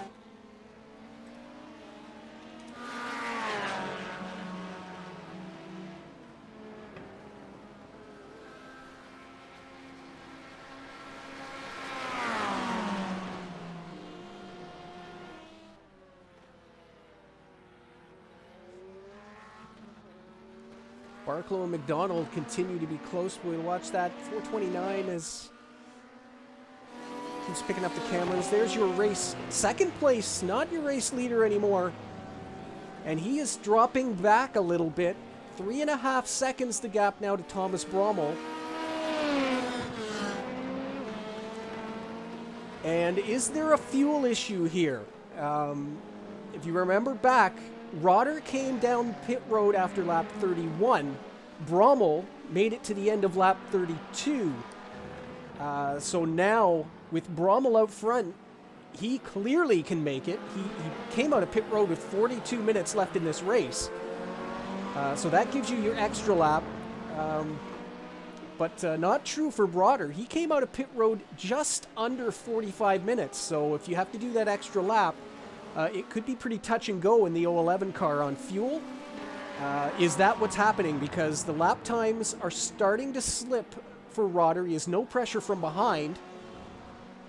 But he may not have the safety valve that Thomas has, and that's starting to show. The gap now 3.5 seconds up front.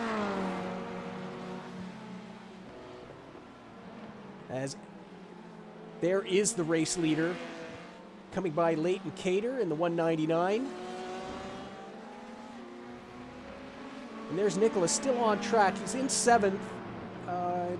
Didn't really lose anything as far as race position there.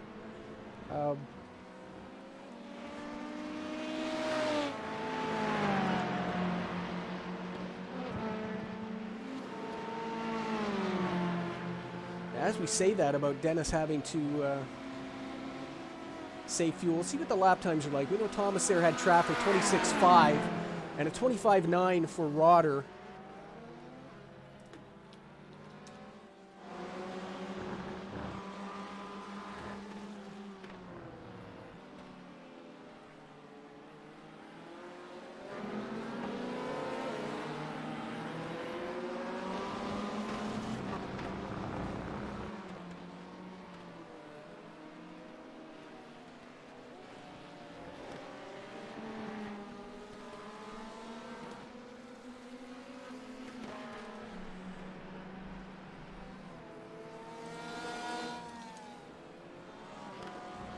Nobody responded from pit road yet about the fuel in that 011 car, so we'll see. As Aiden Campbell continues, he's just stretching that gap a little bit now. Check their lap times, there's just not really anybody there. Enos Bothma coming down pit road. Drive-through penalty for track limits, so the third place car in GT3 AM is on pit road. And that's not going to drop him. He's now off pit road. It's not going to put him in the clutches of Marcel Struff, but that gap is now closer. 19 seconds.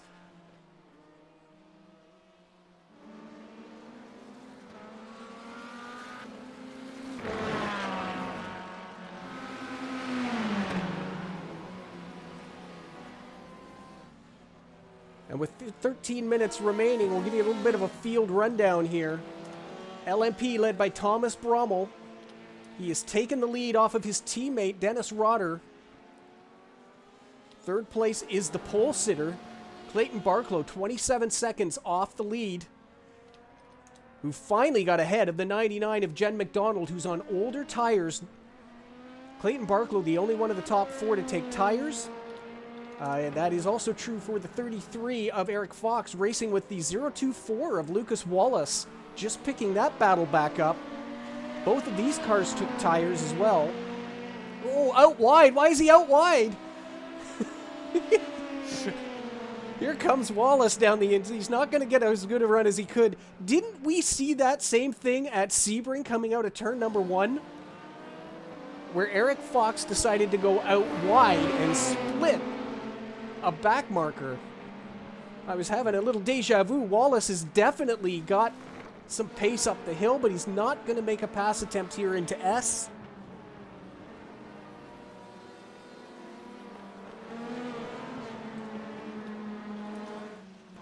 Ewell will check back in. Fowler definitely dropping back there. This has now become the battle on track after watching GTEs all day.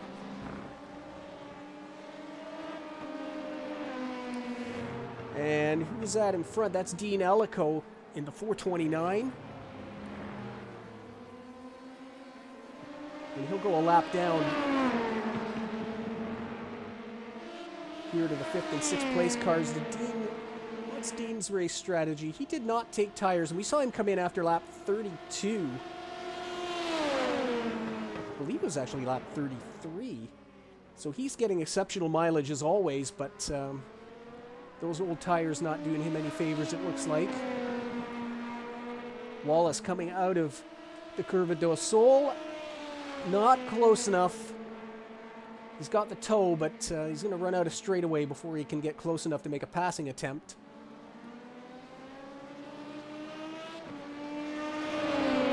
As the Western Hemisphere side of the Night Racing League Season 3 Sports Car Championship comes to a close, we'll have 3 races to finish off the season. And we are in Monza next week. It's a quick turnaround. 90 minutes at Monza in 7 days' time. And then the 2-hour conclusion to the series as we do Le Mans and then Spa-Francorchamps. The endurance pits as well at Spa. So always a strategic race with that 1-minute time penalty having to come down pit road.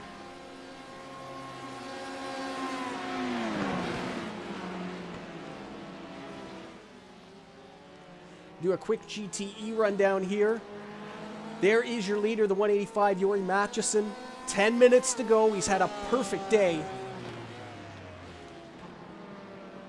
And looking like surviving the battle and claiming this hotly contested second place in GTE Pro.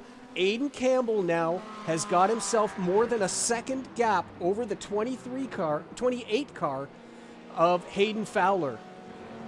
It's been an incredible battle.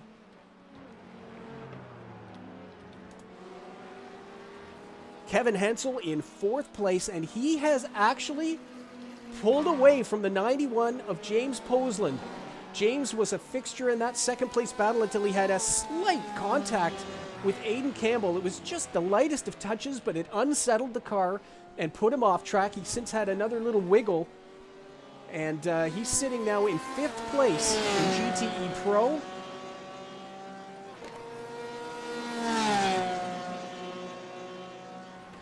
And Clayton Barklow is now back in 4th place. So what has happened to the 818? He's had an off, we're hearing, and he is coming down for a drive-through penalty. Track limits. So the 818 has dropped back to 4th, and where is the 33 car? Right there, going by. Lucas Wallace will also go by. And Clayton Barklow's day has just gone south. He's dropped from 3rd to 6th place with 8 minutes remaining. He makes his way out of pit road. That's Dean Ellico, so that is not for position. Dean is 1 lap behind the race. So Clayton Barklow now 5 seconds behind Lucas Wallace, who moves himself into the top 5. We can finish off our GTE rundown as that excitement is over. Leighton Cater is in 6th place ahead of Ivan Zirino in the 77. They're actually quite close on track there. Jacques Botha, who was having such a great day running 2nd for most of the first stint, had a couple of incidents, a drive-through penalty, and he is now all the way in 8th place ahead of the 111 of Mark Sonnen. And our timing screens just showing that Campbell and Fowler are they're just within that 3-second gap. I get a little flip on my screen whenever cars get close on circuit. But that gap's still stabilized. Up front in GT3 AM, it is Jacob Wally who has done it again. Ran 2nd throughout the entire first stint behind Jan Spammers. But Jan took tires and Jacob did not, and that is the difference right now. 18.5 seconds on track. Basically, the time it takes to change the tires. He's clawed back a little bit of the gap, but not enough to contend for the win here. It's going to take a problem with Jacob, and with the number of laps he does in practice and how consistent he is on the road, I'm not going to hold my breath waiting for a mistake from the 827. In 3rd place is Ines Bothma. BMW having a great run here today as he tries to maintain that 2nd place in the points. Marcel Struff, a solid 4th place in the Switch It M4. And just seeing how close behind, it is very close behind to the 59 of Steve Groninga. So something's still up in the air there. If Steve can get that 488 a little closer to the BMW. Steve having a good day after an early setback through no fault of his own. He's recovered to 5th place in a good solid top 5. In behind is the 29 in the plain white wrapper. That's Lincoln Russell. And Nicholas Scott in the 488 is running in 7th place. Forrest Ellico has retired from this race. We didn't see an incident. But Lucas Wallace in the pits. That's going to give Barklow a position back. And this is a splash and go, we hear? Yes, 5 seconds of fuel. So the 24 car who came down for pits, came down for tires in his first pit stop. We expect the 33 may be on the same issue here. They pitted together and both took tires, so Eric Fox may also need to do a splash and go. What is that going to mean to Barklow, who is now back in the top 5? Jen McDonald, a solid 3rd place right now. And that's not, I'm not going to say, it would be her first podium in LMP. So we'll watch that the 99 can bring this one home. Fox, 6 seconds behind. We think he has to pit. If Wallace had to pit, we think he will have to pit as well. And Barklow, he's too far behind McDonald. It would take a real problem there for him to come back up. Fox is in the pits.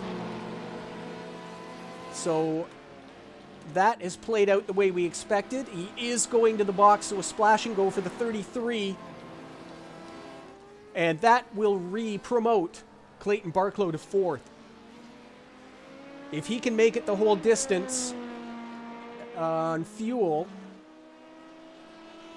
that drive-through will not have cost him anything except for the position to Jen McDonald. All of the other collateral damage has now been erased from the screen.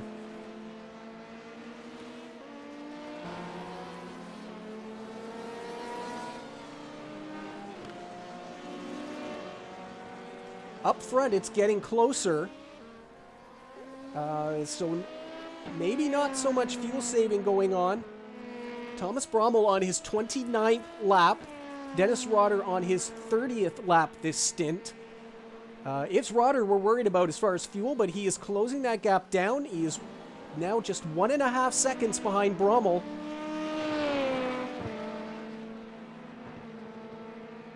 Does he have the fuel to challenge for the race win here?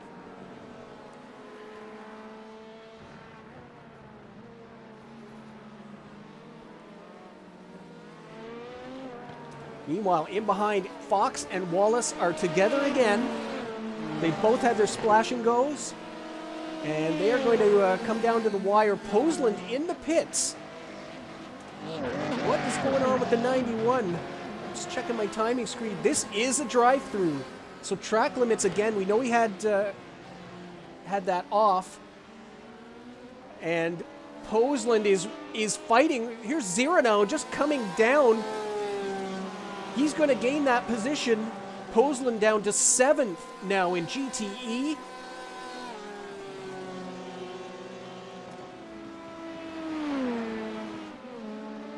Up front, 2 laps to go. We believe it'll be one lap to go next time around for Thomas Brommel.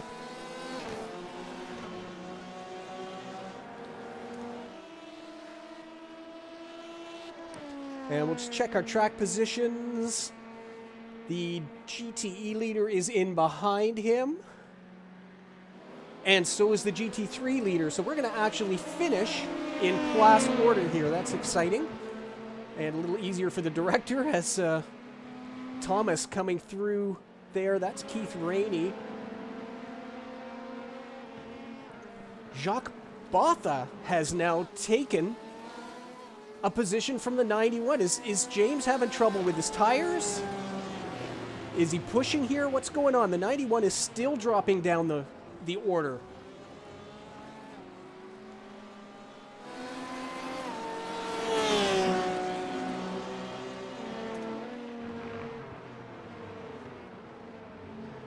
And in Zhangkao, if Dennis has anything to do to anything for the 4 car, he's going to have to do it now. It's 1.2 seconds. as Thomas Brommel will start his final lap. Posland is back past Botha.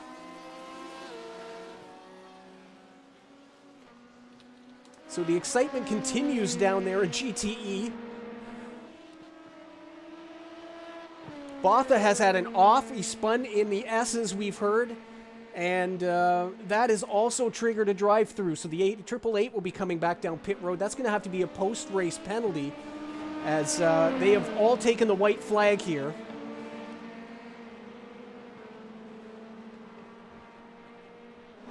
The gap under a second. There is Botha right there. So actually, he has not taken the white flag. He would have been in front of these guys. But he's going to take the checkered flag because he's been passed by them. So yes, all things being equal, that will be a post-race assessed penalty. Rotter continues to close that gap down. He's got half a lap to do it. A quick check with Fox as he takes the white flag. Wallace is still in behind. Campbell now has pulled well away from Fowler.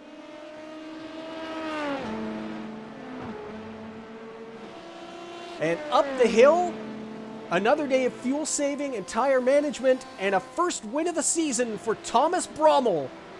Dennis Rotter will finish in second place ahead of Jen McDonald. It's been a stunning day. We're going to come back here. As coming up the hill, a perfect race for the 185 and to collect his first win in the Night Racing League Sports Car Championship. Yori Matheson wins GTE Pro in Brazil. Aiden Campbell will come home second ahead of Hayden Fowler. As we pan up to the 827, it's going to be a fourth win of the season for Jacob Wally in GTE AM, GT3 AM rather. Jan Spammers with a spectacular day in the 999 Ferrari was beaten on pit strategy today. He had all the pace, he had all the driving, but he took tires and Wally didn't. A fantastic race here in Brazil.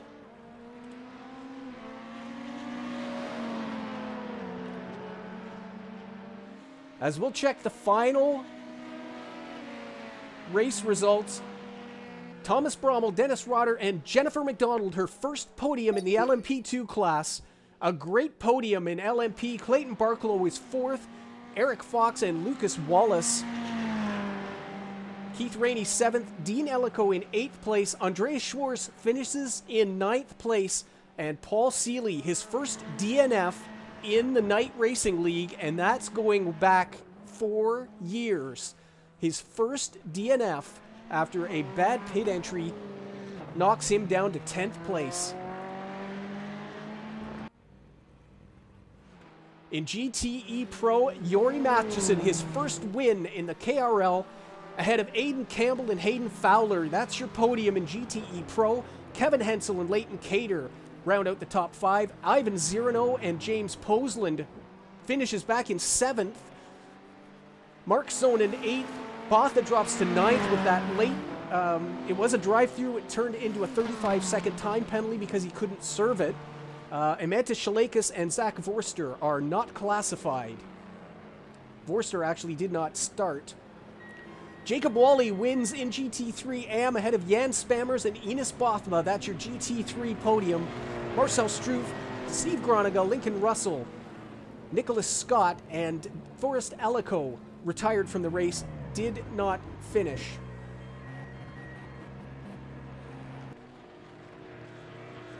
What does that do to the points? Well, LMP, Dennis Rotters, stretches his lead to 58 ahead of Clayton Barklow, who is now starting to hear the footsteps of Eric Fox. 92 points, just 9 back of the 818 car. Jen McDonald up to 4th. Seeley will drop to 5th. Rommel is now moving up the standings. He's in 6th place. Andreas Sakalis maintains his race win, or maintains his championship lead rather, as James Poslan drops to 7th at the end of the race, 29 points now the gap. We'll see what happens in Monza in a week's time. Hayden Fowler third, 40 points back, ahead of Kevin Hensel and Ivan Zirano. Jacob Wally stretches his lead to 70 points in GT3 AM. Enos Bachma and Marcel Struve very tight for third place now. Spammers 4th, and Lincoln Russell rounds out your top 5 there in GT3 AM. Well, everybody, we said it was coming, and we're very, very excited that we can officially announce Season 4 in the Night Racing League.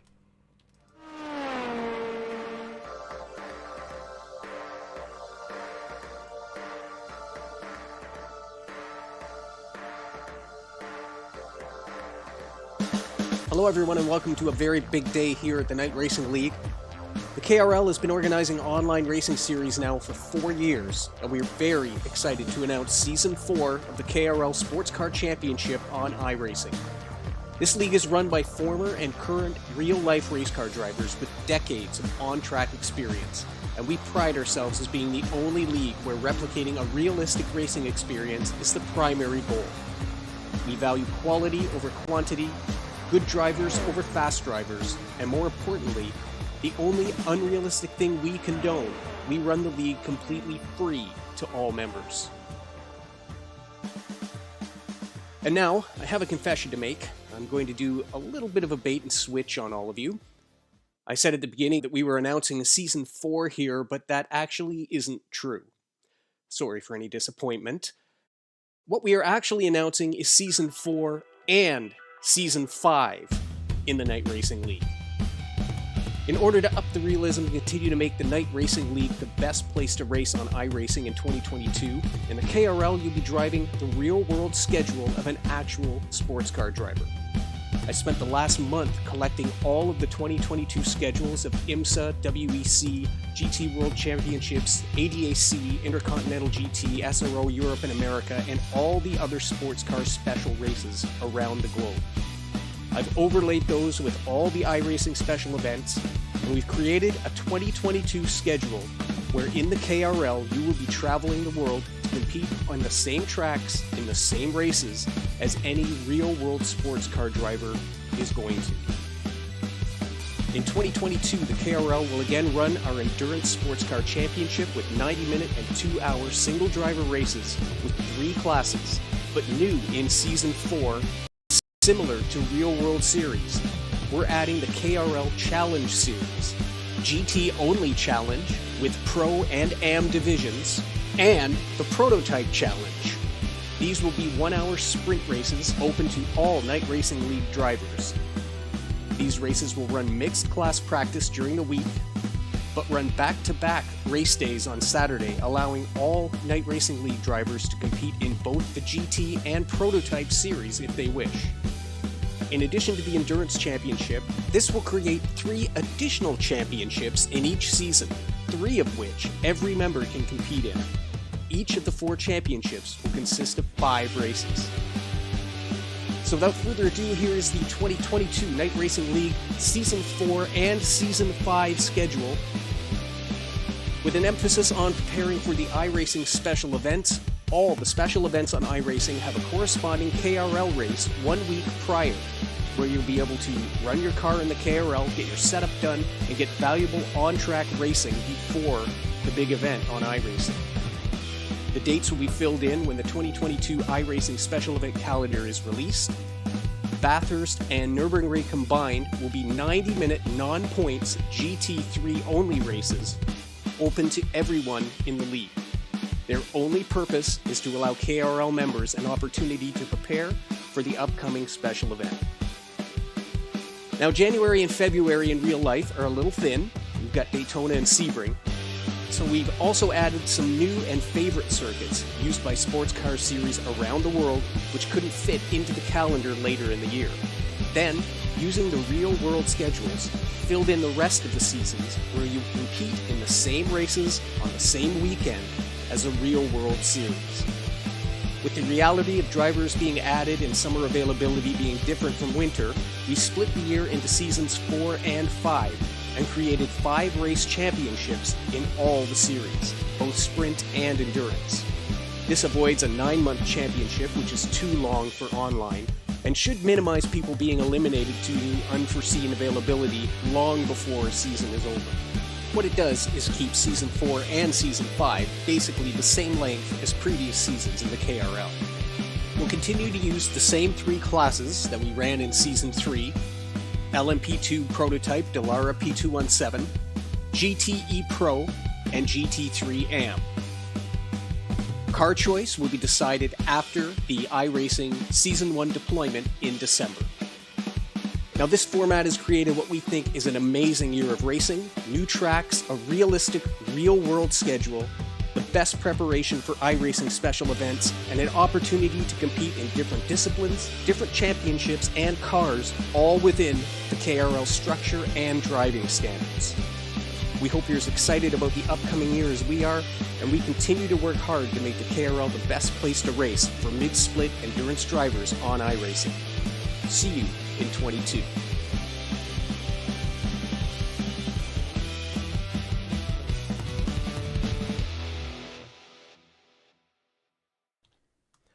Well, there you have it. And we are very excited to have announced seasons 4 and 5. It's going to be an incredible 2022, and we can't wait for it to start. We've got 3 more races here. So we will see you next week at Monza for a 90-minute race. We're going to finish off Season 3 at Le Mans and Spa-Francorchamps. All the championships up for grabs. It's very close. We hope you enjoyed today's race, and we hope you're as excited as we are about what's coming in the future in the Night Racing League. Thanks for watching, and we'll see you next weekend at Monza.